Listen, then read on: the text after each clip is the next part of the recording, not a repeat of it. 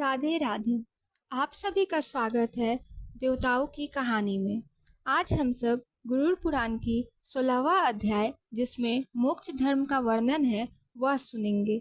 तो आइए शुरू करते हैं। गरुड़ जी बोले, हे दया सिंधु, मैंने सुना है कि अज्ञान के कारण प्राणियों का जन्म मरण लगा रहता है। अब मैं मोक्ष के सनातन उपाय को सुनना चाहता हूँ।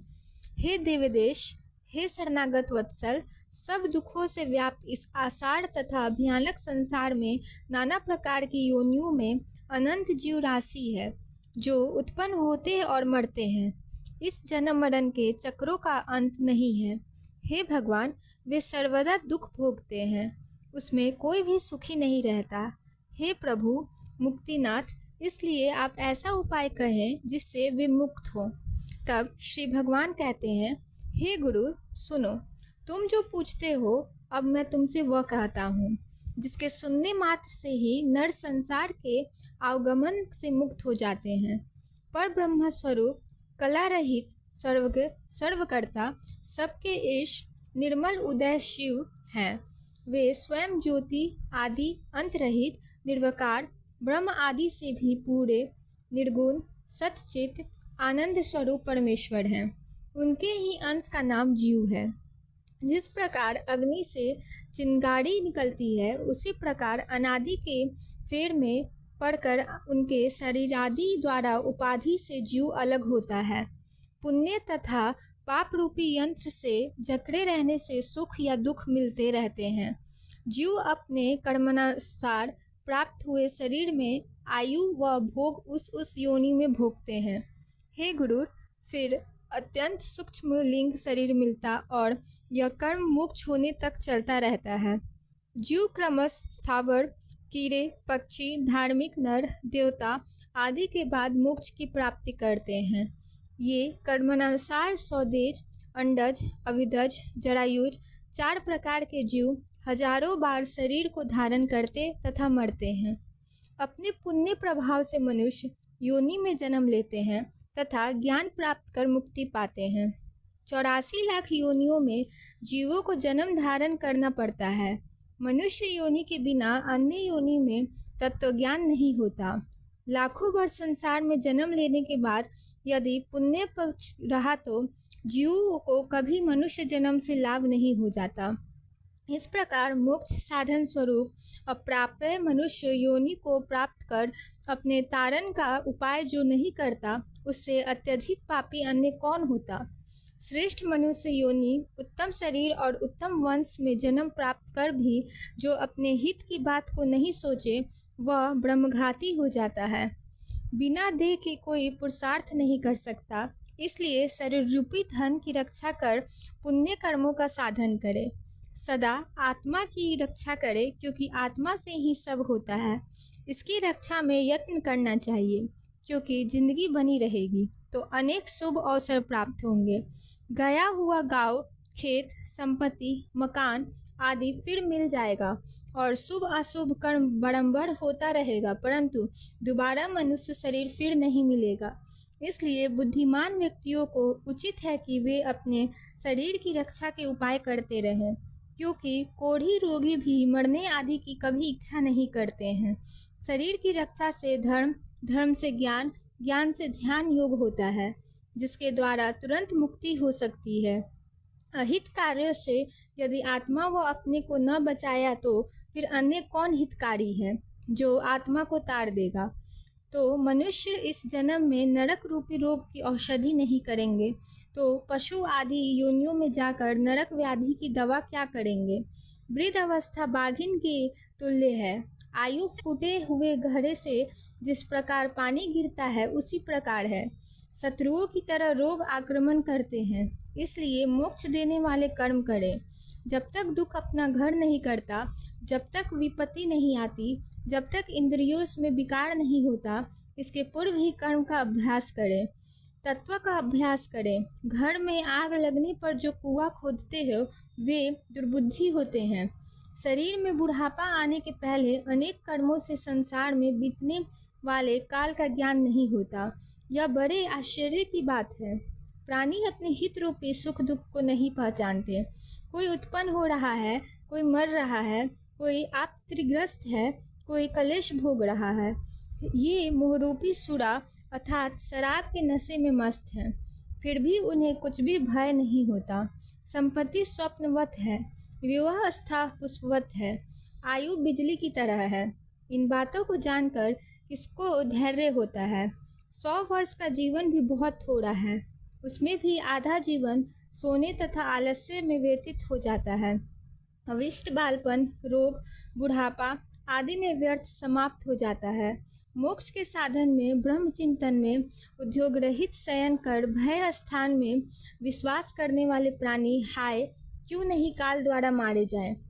जल के बूंद बूंद की तरह यह शरीर नश्वर है, इसमें जीवात्मा रहता है, परंतु क्या इस अस्थिर प्रिय शरीर के सवास में जीवात्मा निर्भय होकर स्थित कर सकता है?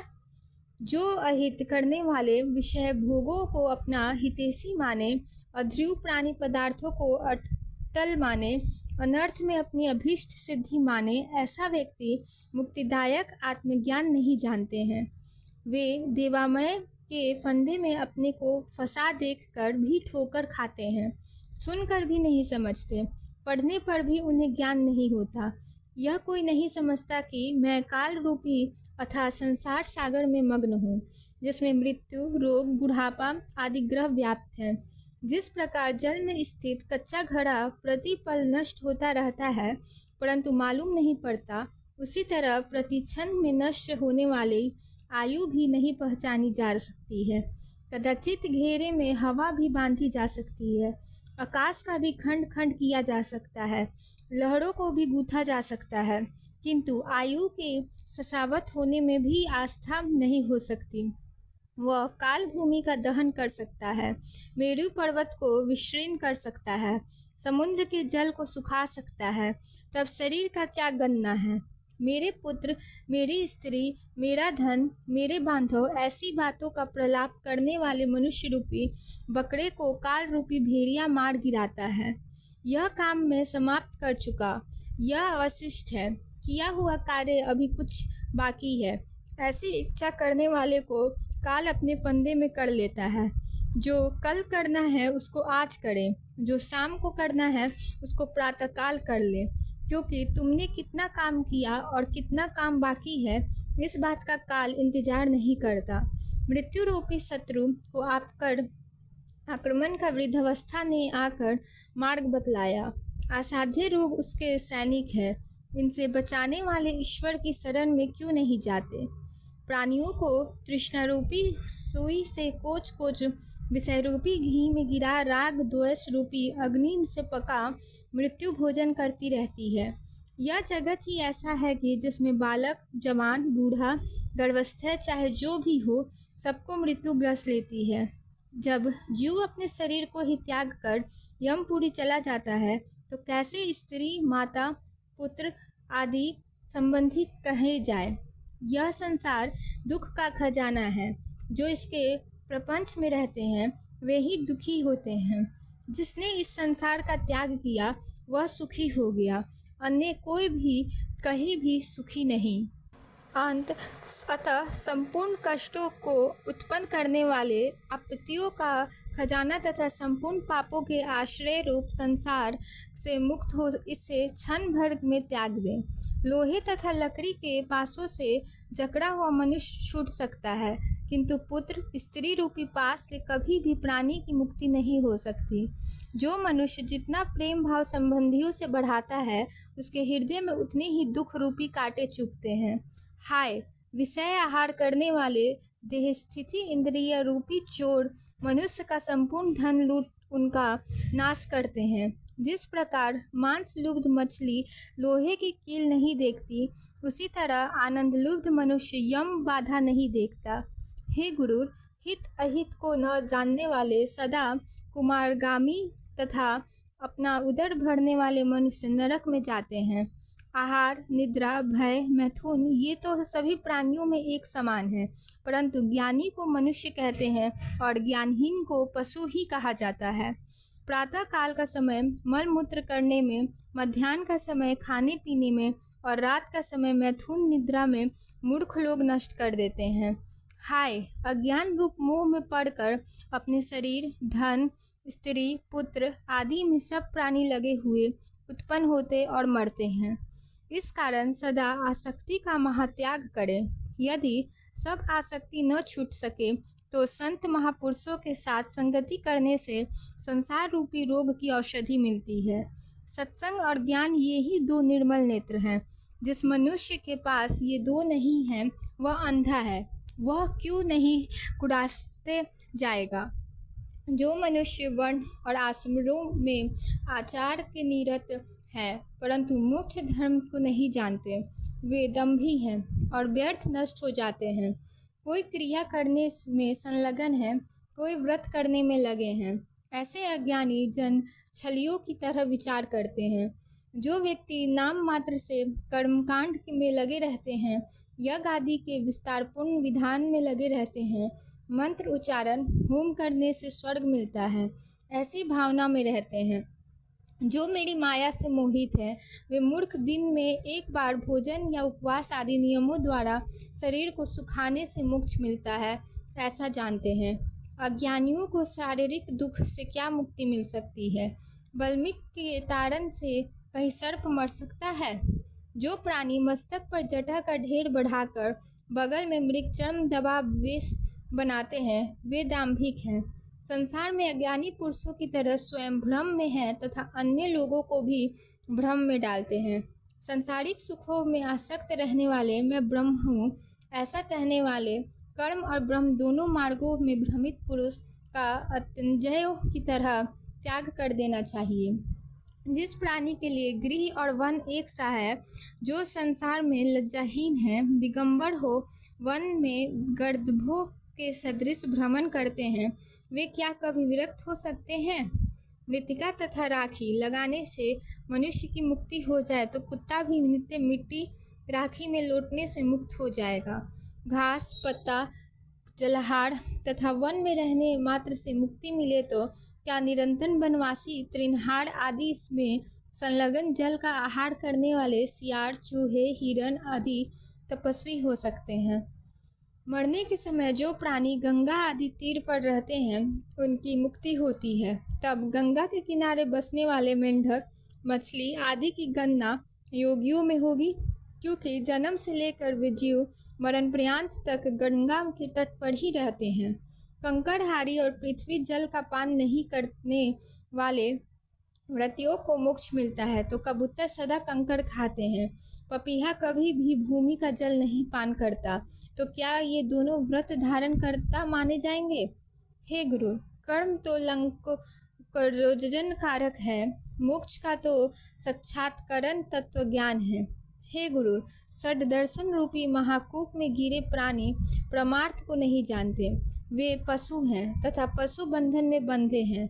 वेद शास्त्र रूपी घोर समुद्रों में इधर उधर ग्रंथ पढ़ने के चक्कर में पड़े हुए कुतार्किक जन शोक आदि 6 लहरों के चपेट में पर डूबते उतरते हैं। वेद शास्त्र पुराण पढ़कर प्रामर्थ ज्ञाता नहीं होते, वह विडंबना कौवे की बोली की तरह व्यर्थ है। यह ज्ञान है, यह बात जानने के योग्य है। इस चिंता में पड़ते अनिर्त शास्त्र पढ़ते हैं, फिर भी उन्हें परम तत्व का ज्ञान नहीं होता। काव्य और अलंकार से शोभित वाक्य छंदों से निबुद्ध रचना करने में संलग्न व्यक्ति विषयोपभोग की चिंता से दुखित रहते हैं, वे व्याकुलेंद्रिय मूर्ख हैं। अन्य प्रकार से परम तत्व ज्ञान होता है, परंतु मनुष्य शास्त्रों को पढ़ कष्ट भोगते हैं। शास्त्रकारों की भावना सुंदर होती है, पर लोग उसका अर्थ दूसरी तरह से करते हैं।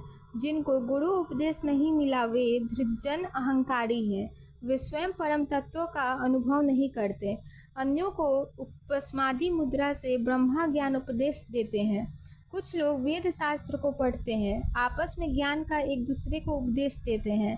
जैसे कलछी डाल में रहती हुई उसका स्वाद नहीं जानती, वैसे ही वे परम तत्व को नहीं जानते। पुष्प को मस्तक धारण करता है, उसकी गंध नाक ही जानती है। उसी प्रकार वेद शास्त्रों को लोग पढ़ते हैं, परंतु शास्त्र सय के ज्ञाता बिरले होते हैं। मूढ़ आत्म तत्व को न जानकर शास्त्रों के अध्ययन में उसी प्रकार पड़े रहते हैं। जैसे अज्ञानी गड़ेरिया बकरी के बालक को गोद में लेकर भी कूप में ढूंढे। संसारिक मोह का नाश करने के लिए शब्द बोध समर्थ नहीं हो सकता। जैसे दीपक के बिना उसके शब्द उच्चारण मात्र से अंधकार दूर नहीं होता। जिस प्रकार किसी अंधे के हाथ में दर्पण दिया जाए तो वह अपना मुख उसमें नहीं देख सकता, उसी प्रकार बुद्धिहीन का पढ़ना व्यर्थ होता है।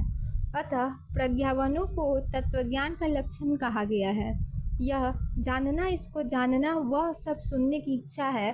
किसी की आयु वेद गणना अनुसार दिव्य 1000 वर्षों की ही हो, पर शास्त्र का अंत नहीं होता। शास्त्र असंख्य है। हर प्राणियों की आयु स्वल्प है, उसमें भी विघ्न बहुत है। अतः शास्त्रों का सार निकाल ले, जैसे हंस जल से दूध निकाल लेता है। जो बुद्धिमान प्राणी है वे शास्त्रों का अभ्यास कर परम तत्व को ज्ञान शास्त्रों का उसी तरह त्याग कर देते हैं, जैसे चावल की इच्छा करने वाले भूसी का त्याग करते हैं। जैसे अमृत से तृप्त प्राणी को आहार से प्रयोजन नहीं, वैसे है गरुड़ तत्वज्ञानी को अन्य शास्त्र से कुछ कार्य नहीं। हे गुरु, वेद ध्यान से, शास्त्र पढ़ने से मुक्ति नहीं प्राप्त होती, ज्ञान से ही मोक्ष होता है। न आश्रय कारण से, न षड दर्शन के पढ़ने से, न सब कर्म करने से मुक्ति मिलती है। मुक्ति प्राप्ति करने के कारण केवल ज्ञान है और कुछ नहीं। विद्या निर्थक है, गुरु की वाणी ही मुक्ति दातु है। जैसे हजारों गट्ठे में एक संजीवनी लकड़ी की ही उत्तम है, अद्वैत ज्ञान ही कल्याणकारी है। वह कर्मकांड आदि क्रियाओं से नहीं मिलता, वह करोड़ों शास्त्रों को पढ़ने भी से नहीं प्राप्त होता, वह तो केवल गुरुदेव के मुख से ही मिलता है। 2 प्रकार का ज्ञान होता है, शास्त्र ज्ञान और विवेक से उत्पन्न ज्ञान। शास्त्र अध्ययन परोक्ष ज्ञान को शब्द ब्रह्म और विवेक से उत्पन्न अपरोक्ष ज्ञान को पर ब्रह्म कहते हैं। कोई विद्वान अद्वैत का तो कोई दैत्य का प्रतिपादन करते हैं, किंतु वे दैत्य अद्वैत से विवर्जित समत्वत्व को नहीं जानते। यह मेरा नहीं, यह मेरा, ये 2 पक्ष मोक्ष तथा बंधन के निमित्त है। यह मेरा, इससे प्राणी बंधन में, और यह मेरा नहीं, इससे मुक्त हो जाता है। वही कर्म है जिसके द्वारा बंधन न हो, वही विद्या है जो मुक्ति को देने वाली है। इसके अतिरिक्त अन्य कर्म केवल परिश्रम करने वाले कर्म हैं और विद्या केवल शिल्प की निपुणता की तरह है। जब तक कर्म किए जाते हैं तब तक संसारिक वासना रहती है। जब तक इंद्रियों का चापल्य है तब तक तत्ववर्ता कहाँ से हो सकती है। जब तक देहाभिमान रहता है, जब तक ममता रहती है, तब तक उद्योग में वेग रहता है। जब तक संकल्पों की श्रृंखला नहीं कटती तब तक मन में स्थिरत्व नहीं।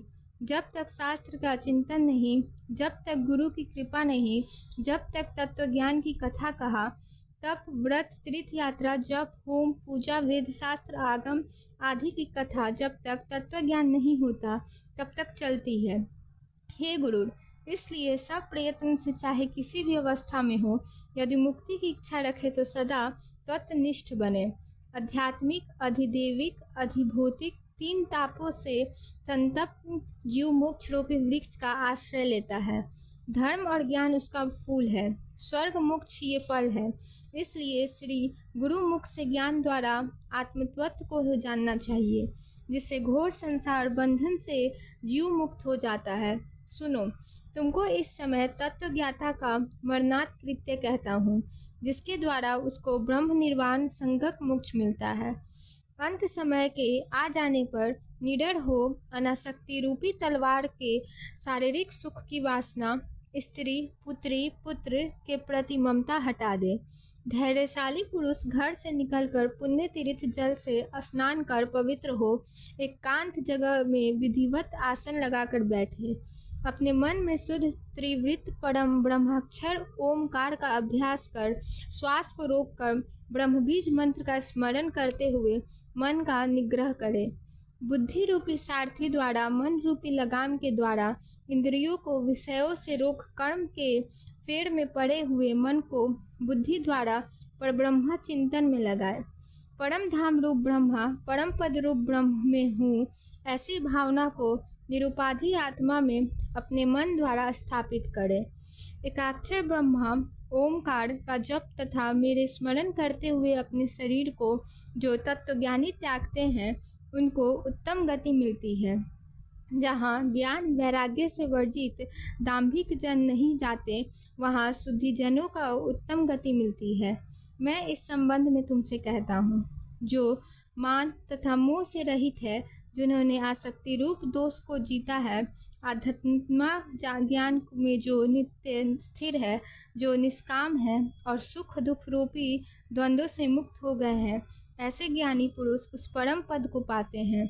ज्ञान कुंड में सत्य रूपी जल भर राग द्वेष मल को दूर कर जो मानस तीर्थ में स्नान करता है, उसी को मोक्ष मिलता है। जो वितरागी हो, जो अन्य भाव से मुझे भजता है, उस पूर्ण प्रज्ञ प्रसन्न आत्मा को मोक्ष मिलता है। जो घर छोड़ मरण सुक्त हो तीर्थ में निवास करता है, मुक्ति क्षेत्रों में जो मरता है, उसी को मोक्ष मिलता है। अयोध्या, मथुरा, माया, काशी, कांची, अवंतिका और द्वारका में ये 7 पुरियां मोक्ष को देने वाली हैं। हे गुरु, इस प्रकार ज्ञान वैराग्य सहित सनातन मोक्ष को कहा, जिसको सुन मोक्ष मिलता है। तत्वज्ञों को मोक्ष मिलता है, धार्मिकों को स्वर्ग मिलता है, पापियों को दुर्गति मिलती है। वे खगादी योनि में पैदा होते हैं और मरते हैं। हे गुरु, इस प्रकार सब शास्त्रों का सारांश 16 अध्यायों में मैंने तुमसे निरूपण किया। अब तुम क्या सुनने की इच्छा करते हो? सूत जी बोले, हे राजन, भगवान के मुख से यह सुनकर गुरुर उनको बारंबार नमस्कार कर हाथ जोड़ बोलते, हे भगवान, हे देवादिदेव, हे नाथ, हे प्रभु, आपने अमृत सदृश वचन सुनाकर भवसागर से उद्धार किया। मेरा संदेह दूर हो गया और मैं कृत्य भी हो गया, इसमें संशय नहीं। ऐसा कह गुरु चुपचाप स्थित हो ध्यानवर स्थित हो गए। जिनके स्मरण से दुर्गति दूर होती है, पूजन और यज्ञ करने से सद्गति मिलती है, जो अपने निज भक्तों को मुक्ति देते हैं, वे भगवान हरि अर्थात श्री विष्णु मुझे भवसागर से बचाए।